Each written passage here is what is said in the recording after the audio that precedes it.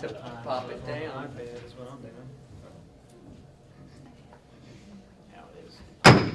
We will call the regular scheduled meeting of the Owensboro Public School Board to order. We will begin with the superintendent's report. Well, welcome. It's great to see a great crowd here tonight. Welcome to our first meeting of the new calendar year. Of course, for us, we measure years academically, so it's the middle of our academic year. A special welcome tonight to our two newest board members that will be sworn in formally in just a moment. And also a special welcome and thank you to Judge Lisa Jones, who is here tonight to do the swearing in. So we appreciate Judge taking a moment to do that and to officially recognize our two newest school board members. January every year is School Board Recognition Month, and the folks up here spend a lot of time and efforts and a lot of stuff, not just here at the meetings, but a lot of study and a lot of work outside of meetings to prepare. The new members can probably attest to how long how many pages of stuff we give them to review just to get ready for these meetings that we have twice a month. And of course, it's not a high-paying position at all. So we really have the opportunity every January to recognize and thank our school board members. And so we want to make sure we do that tonight. And we do it sort of with a couple of tokens and hopefully some kind words. But we have tonight actually donated from Independence Bank some nice baskets for each of you to take home. We also have from our administrative team here, Jeremy will have a nice fleece to wear with our official logo on it, and then of course some other. You don't. Yeah, it's up to you. And then we also have some items from other schools that have given to us, but really and truly just want to say that we are truly blessed here in this school district to have continuously, not just the 5 members here, but the history of our school district having really great people, really committed people. So you guys are certainly part of that. I think this is a great team that we have here. And I just want to thank the 3 of you that have already spent a good bit of time, and then the 2 new ones were thanking you ahead of time for the work that you're going to do over the next year. So just accept our humblest and sincere appreciation for the work that you do. The other thing that I want to mention tonight that is part of the agenda is we're in the process. There's a couple of things on here with grants and an MOU with the community college. The state has changed the requirements for high school graduation, and many elements of these changes I think are things that are going to be beneficial to our students. But there are a couple of areas where we as a community need to do some work. And as you've been made aware, we are currently working with the local high schools, the other local public high schools, and the Owensboro Community and Technical Colleges to put together some new career academies, but also take our existing community campus program and really bulk it up. And so we're excited about that work. We're knee deep in that work. We're working with a large team that includes the business community, that includes as I said, the area high schools, local school districts, and the community college. And so we'll hopefully be bringing to you through the spring semester some ideas as to how we can enhance. And the thing I'm most excited about is the level of cooperation. It's unrealistic for Owensboro High School to offer 3 or 4 new academy programs financially. But if we together with the local high schools and the college offer a few of those academies and then base them almost like magnet programs at one of the schools, and then open the enrollment in those academies to students from all around the community, like we have done with Community Campus, and we'll see our students giving our students the opportunity to go to those other schools and us accept students from some of the other schools. So that's an exciting initiative, and one that that I know is going to is going to require us to do some further study and even looking at our resources, and that's something just giving you a heads up that we'll be facing in a few months. The last thing I want to mention is that we have, since the end of Thanksgiving, had our application process open for our new middle school, the Innovation Middle program. And we've closed that application process officially, and I'm pleased to report that our enrollment is nearly 300 in that program, and so that program is ready to launch next year. We're in the process of working with identifying the faculty and also starting our schedule process and working closely with our Owensboro Middle School partnership that we'll have with that program. So that's going really well, and you'll be hearing more about that as we continue the planning process to get that school off and running next fall. So that's all that I have to report tonight, and back to you, Mr. Chairman. Okay, thank you. We have a presentation by Tom Stites.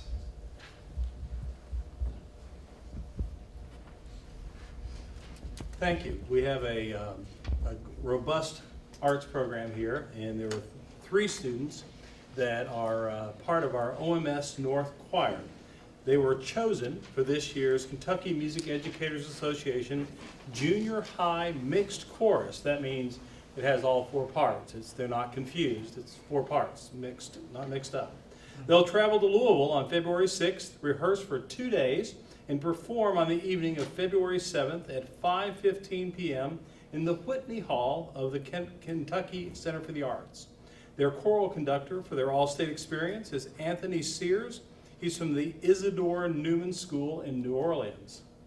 Choral students are selected from across the state using a digital audition, judged by recognized experts, and chosen based upon criteria for excellence in tone, intonation, expression, and accuracy.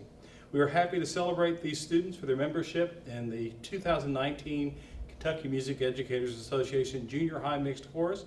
Thank you, Ms. Meyer, for your work in preparing these students for success at the all-state level. They are, who's going to do their certificates?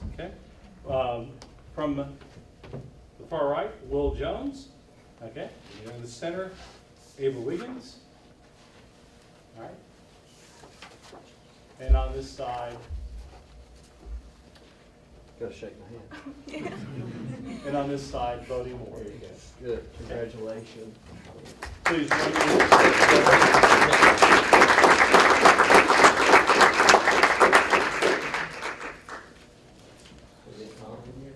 Ms. Meyer? Yeah. Scoot over this way for me if you like to. Okay? You all know how to turn when you're firing.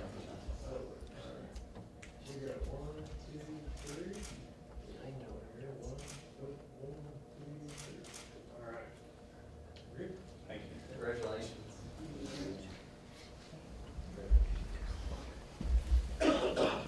Well, we don't often tout the talent that we have on our board and through our superintendent, but Jeremy and the superintendent were in lip sync battle this week, and I understand you all did a great job and you won, and we're real proud of you all. They were really smart to give us very small parts. And the second really important instruction was, as soon as you finish that little part, get off the stage. We did very well. You So, did. yeah. Very well. Sutton did a great job with it. It was A lot of great, hard yeah. work. Okay, it's time for us to elect our new officers for the upcoming year. Excuse me, a swearing in, I apologize. We're rushing it a little bit. Judge Jones? Thank you.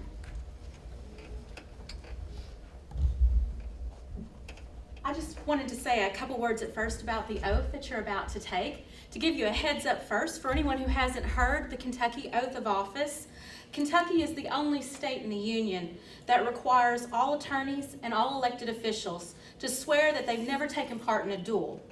I give you the heads up for 2 reasons. There's no better way to ruin a solemn occasion like a swearing in than to get a fit of the giggles when you hear that part of the oath.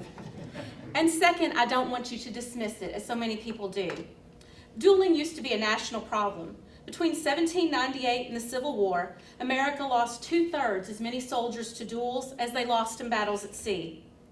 And unless you missed the hype over the Broadway musical Hamilton, you know that America's first Secretary of the Treasury, Alexander Hamilton, was killed in a duel with the sitting Vice President, Aaron Burr. Kentucky's greatest statesman, Henry Clay, known as the Great Compromiser for his ability to bring both political parties together in Washington, fought 2 duels that we know of, because the man who was willing to make a deal on human rights couldn't overlook a slight to his own honor. Abraham Lincoln even challenged a man to a duel, but fortunately it was settled by their seconds without the need for bloodshed.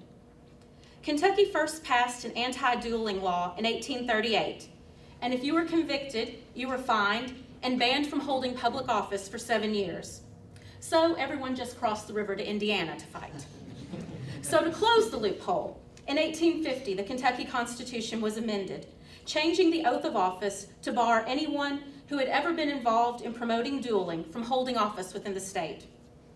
Officially, there is no record of a duel being fought in Kentucky since 1860, but the oath remains. An outdated anachronism, many say, but is it? One historian has credited the rise of the press with the decline of dueling. Why defend your honor in a private skirmish when you can defend yourself and slaughter your opponent in the press? We still duel now, only we use the press, social media, and Twitter with the same viciousness and reckless disregard as our ancestors used pistols and swords. So tonight, as you take the oath of office, I ask that you honor the spirit and not just the letter of the law that past Kentuckians deemed a higher standard by which they wanted their elected officials to abide. You are members of our school board, examples for our children, and leaders in your community. May you rise by using your voices to lift others up and thereby bring honor to us all. Please stand and raise your right hand. Where do you? At the end, you'll just say, I do. Do you solemnly swear or affirm that you will support the Constitution of the United States and the Constitution of this Commonwealth, and be faithful and true to the Commonwealth of Kentucky as long as you continue a citizen thereof, and that you will faithfully execute to the best of your ability the office of school board member according to law? And do you further solemnly swear or affirm that since the adoption of the present Constitution, you, being a citizen of this state, have not fought a duel with deadly weapons within this state nor out of it, nor have you sent or accepted a challenge to fight a duel with deadly weapons, nor have you acted as a second in carrying a challenge, nor aided or assisted any person thus offending, so help you God? I do. Congratulations.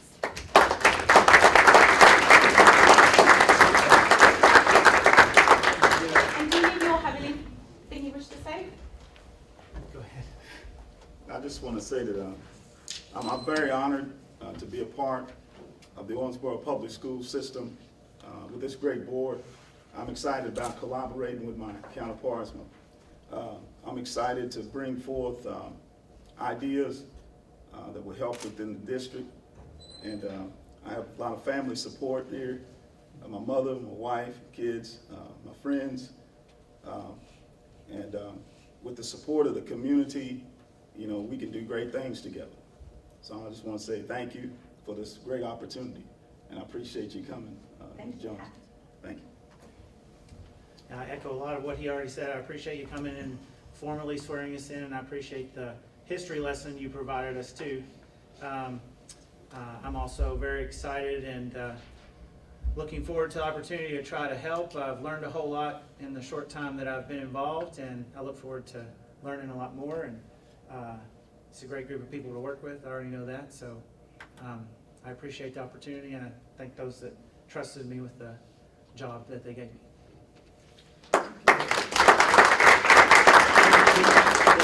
Photo with the judge, and I will say while they're assembling, thanking the judge again, but she was also here as a parent with her son who was honored. So.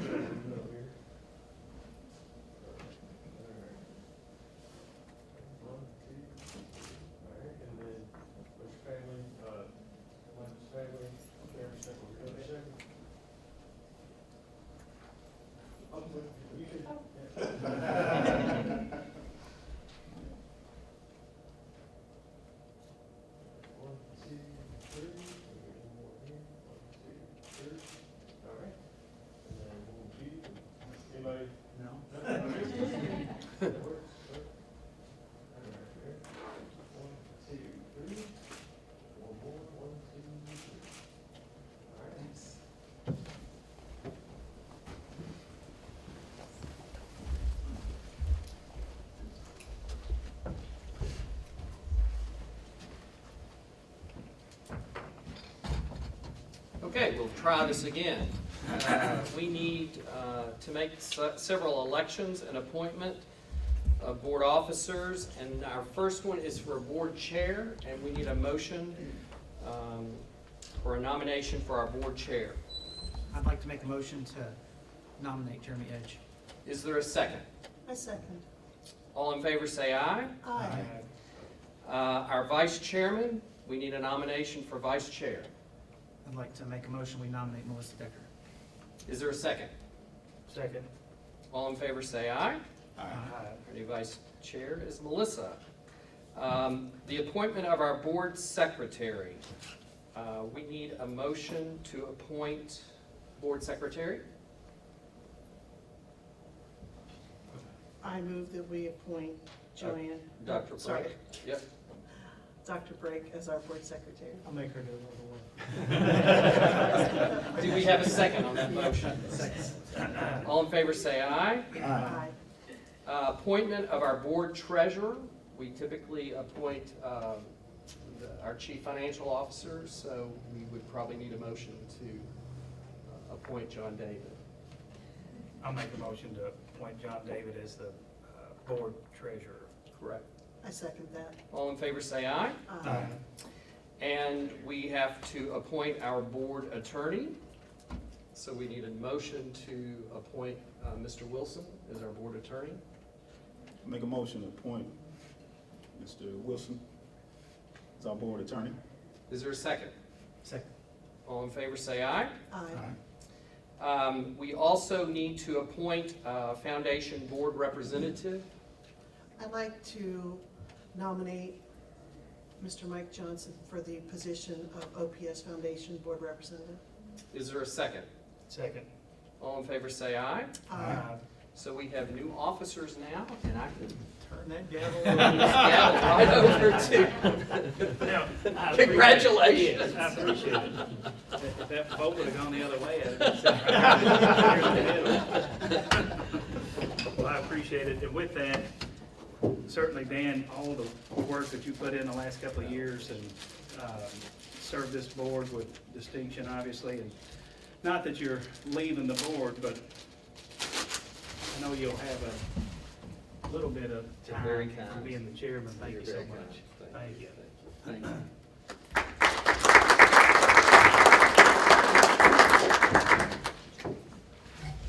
All right, with that, we'll move on to the approval of the minutes. So I will accept a motion to approve the minutes from the regular meeting on December the 13th and our special called meeting on January the 10th. I move that we approve the minutes for both the December 13th meeting and the January 10th meeting. Second. All in favor? Aye. Opposed? And the motion carries. Moving on now to the instruction report, school nutrition and physical activities report. Yes, I will yield my time to our guests, Sherry Smith and Caitlin Blankendahl, to give an annual report. Oh, okay, great.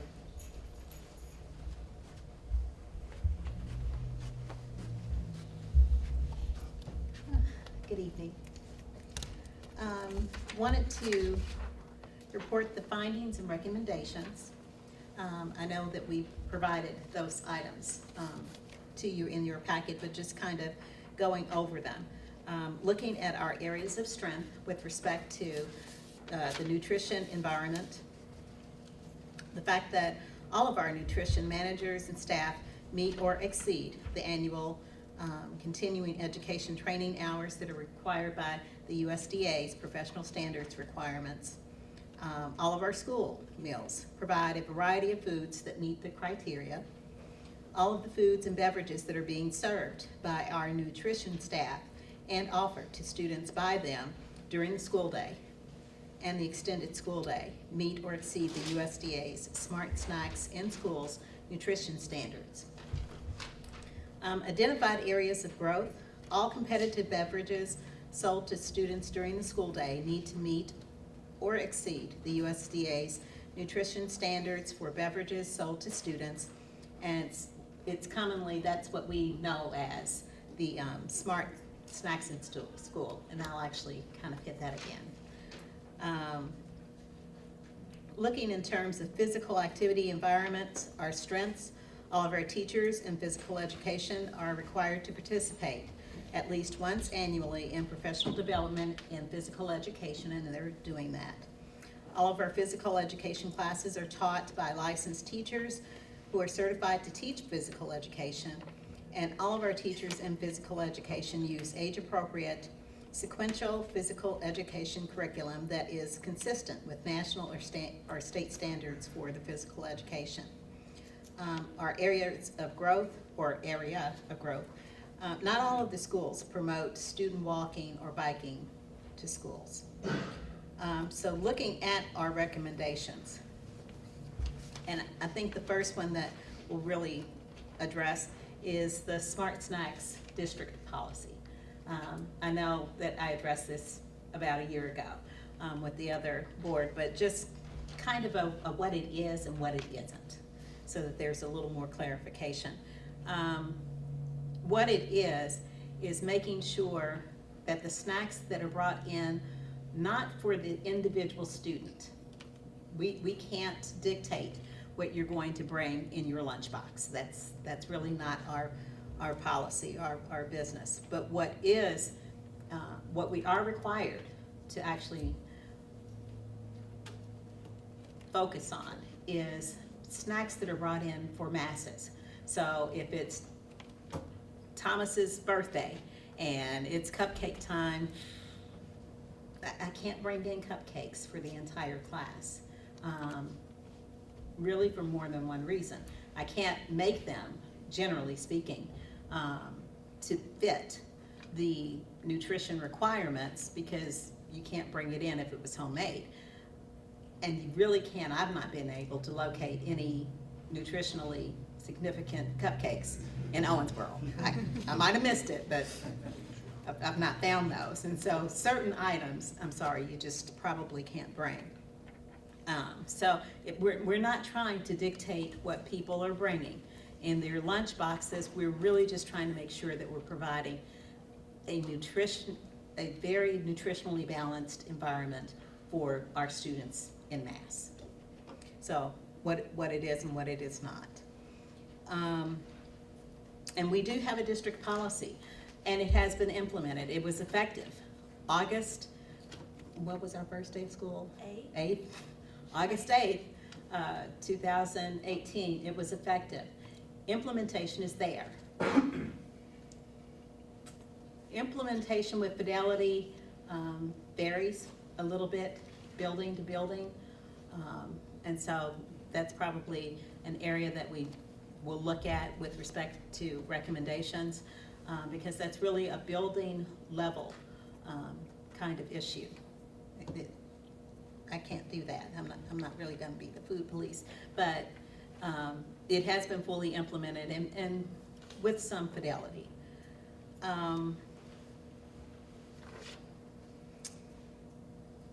Also, recommendations with respect to the consumption of sugary sweets. All marketing on the school campus during the school day shall be only those foods and beverages that meet the SMART snack, and that's what I actually addressed. When possible, rewards given to students shall be other than food and beverages. When food and beverage items are used as rewards, they have to be on the SMART snack list. And so what I probably need to do is provide more support with respect to resources on the building level, so that there are other alternatives. When you look at elementary school, students are really happy to get stickers. But if I give a sticker to a high school student, they're gonna look at me like I've lost my mind. So it's the same kind of challenge with teachers and being able to provide a valid alternative for them, for their, instead of giving them candy, as they used to historically do. Foods and beverages provided in schools, but not made available for sale, shall meet the standards outlined in the school's individual wellness plans and won't conflict with the district policy. And the last one, the district shall intentionally promote student walking and bicycling to school. And there's not been a focus on that because, to be honest, there was a more there was much more intentionality with the Smart Snack List and being able to provide those resources and information to the schools. And so that could become a focus this coming year. Did anyone have any questions? Well, I'll say I've got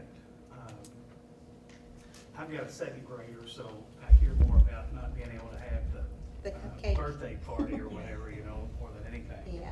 But, so as we implement your program though more in the school system, you know, as I look at like the menu, so for breakfast, you know, of like cinnamon rolls and donuts and those sort of things, are we looking at changing that out too? Actually, or- the vendors are and have actually changed what they're eating. So it looks like they're eating a regular Pop-Tart, but they really aren't.